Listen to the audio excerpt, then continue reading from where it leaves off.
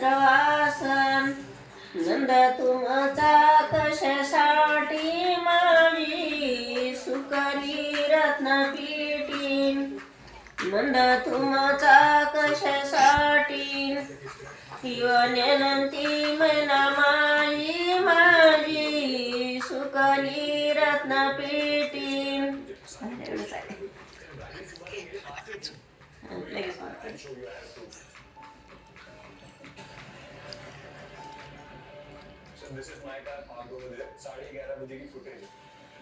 शिव सासूचा सासरवासन नंद तुम्ही वहाळू बोला कांत बाहेरून आला नंद तुम्ही